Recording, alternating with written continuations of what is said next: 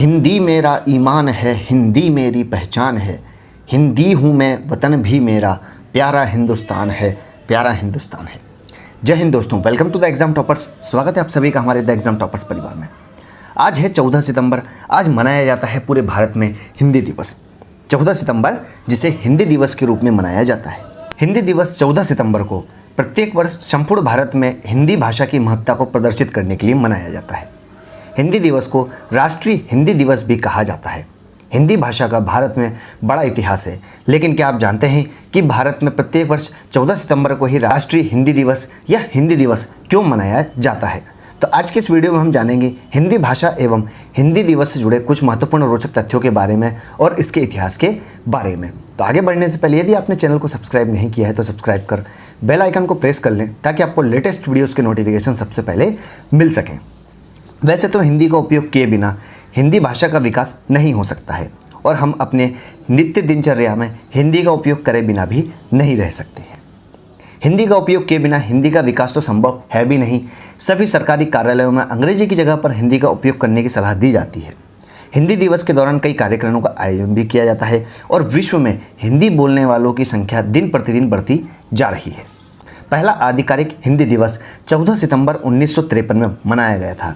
भारत में करीब 54.5 करोड़ लोग हिंदी भाषा को बोलने वाले हैं, जिनमें से करीब 42.5 करोड़ उसे अपनी पहली भाषा मानते हैं और देश के 77% लोग हिंदी लिखते, पढ़ते, बोलते व समझते हैं। वहीं हिंदी विश्व में बोली जाने वाली प्रमुख भाषाओं में से एक है।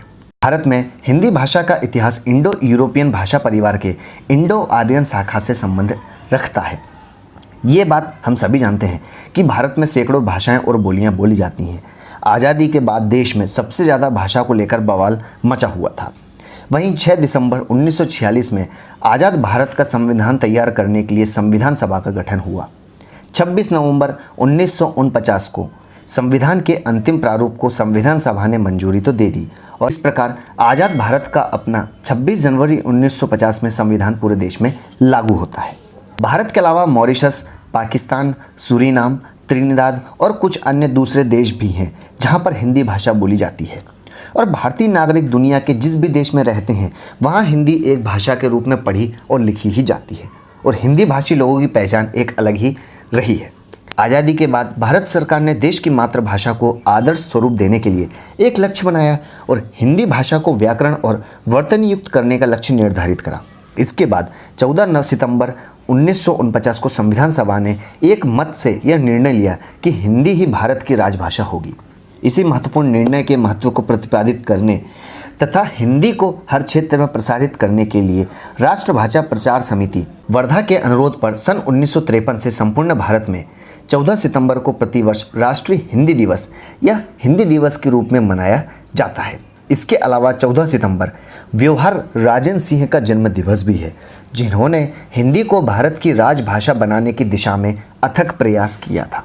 तो हमें यहाँ पर व्योहार राजेंद्र सिंह का जन्म दिवस भी 14 सितंबर को मनाया जाता है, यह भी याद रखना है। हम कुछ फैक्ट के बारे में बात करें तो भारत में सबसे ज़्यादा बोली जाने वाली भाषा हिंदी है और देश के लगभग 78% लोग हिंदी भाषा को बोलते व समझते हैं। हिंदी के बारे में सबसे रोचक तथ्य तो यह है कि हिंदी मूलतः फारसी भाषा का शब्द है, न कि हिंदी का। जिसे हम हिंदी मानते हैं वह मूलतः फारसी भाषा का शब्द है और हिंदी की पहली कविता प्रख्यात कवि अमीर खुसरो के द्वारा लिखी गई थी। आपको यह जानकर हैरानी होगी कि हिंदी भाषा के इतिहास पर अपने साहित्य की रचना एक फ्रांसीसी लेखक ग्रासिन द तेसी ने की थी। किसने की थी? ग्रासिन द तेसी, जो कि फ्रांसीसी लेखक थे।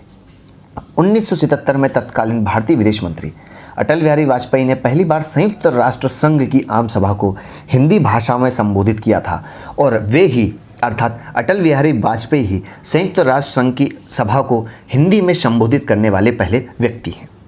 नमस्ते शब्द हिंदी भाषा में सबसे ज़्यादा प्रयोग किया जाने वाला शब्द है। हिंदी भाषा की अगर हम डिक्शनरी को खोल के देखें, आम व्यक्ति के जनजीवन की बात कर रहे हैं हम, तो वहाँ पर सबसे ज़्यादा यूज़ किया जाने वाला शब्द, उपयोग किया जाने वाला शब्द नमस्ते है। सन 2000 में हिंदी का पहला वेब पोर्टल अस्तित्व में आया था। तभी से इंटरनेट पर हिंदी ने अपनी छाप छोड़नी प्रारंभ कर दी थी, जो अब तक पूरी रफ्तार भी पकड़ चुका है। गूगल के अनुसार पिछले कुछ वर्षों में इंटरनेट पर हिंदी कंटेंट की खपत में काफ़ी तेज़ी से वृद्धि देखी गई है और साल दर साल अंग्रेजी कंटेंट के 19% की मुकाबले हिंदी में 94% की बढ़ोतरी दर्ज की गई है और वृद्धि को देखा गया है। हिंदी भारत की उन 7 भाषाओं में से एक है जिसका इस्तेमाल वेब एड्रेस अर्थात URLs बनाने के लिए भी किया जाता है। वर्तमान में अमेरिका के 45 विश्वविद्यालय अर्थात यूनिवर्सिटीज़ सहित पूरे विश्व के लगभग 176 विश्वविद्यालय यूनिवर्सिटीज़ में हिंदी भाषा की पढ़ाई होती है। वर्ष 1918 में महात्मा गांधी ने हिंदी साहित्य सम्मेलन में 1918 में महात्मा गांधी ने हिंदी साहित्य सम्मेलन में पहली बार हिंदी भाषा को राष्ट्रभाषा बनाने की बात कही थी। गांधी जी ने हिंदी को जनमानस की भाषा भी कहा था। मोस्ट इंपॉर्टेंट लाइन है कि हिंदी को जनमानस की भाषा किसने कहा था, तो हमें याद रखना है राष्ट्रपिता महात्मा गांधी ने कहा था। 26 जनवरी 1950 को संविधान के अनुच्छेद 343 में हिंदी को राजभाषा के रूप में मान्यता दी गई थी। हमें याद रखना है कि हिंदी हमारी राजभाषा है, न कि राष्ट्रभाषा। हिंदी भाषा को जब राजभाषा के रूप में चुना गया और लागू किया गया तो गैर हिंदी भाषा राज्य के लोग इसका विरोध करने लगे। परिणाम स्वरूप भारत में वर्तमान की राजभाषा से जुड़ी संविधान की 8वीं अनुसूची में हिंदी के अलावा कुल 22 अन्य भाषाएं भी शामिल हैं। हिंदी दिवस के अवसर पर हर वर्ष 14 सितंबर से 21 सितंबर तक, कब से कब तक हमें याद रखना है, 14 सितंबर से 21 सितंबर तक राजभाषा सप्ताह या हिंदी सप्ताह भी मनाया जाता है। इस पूरे सप्ताह अलग अलग प्रतियोगिताओं का आयोजन भी किया जाता है। यह आयोजन विश्वविद्यालय, विद्यालय और कार्यालय कई स्तरों पर आयोजित किया जाता है। इसका मूल उद्देश्य हिंदी भाषा के विकास की भावनाओं को लोगों में केवल हिंदी दिवस तक ही सीमित न कर उसे अधिक से अधिक बढ़ाया जा सके।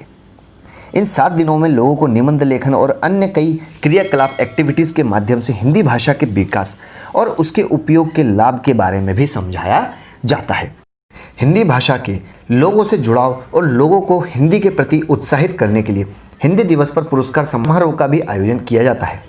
लेकिन हालिया परिस्थिति को देखते हुए कोविड-19 महामारी के कारण इस वर्ष इसका आयोजन नहीं किया जा रहा है।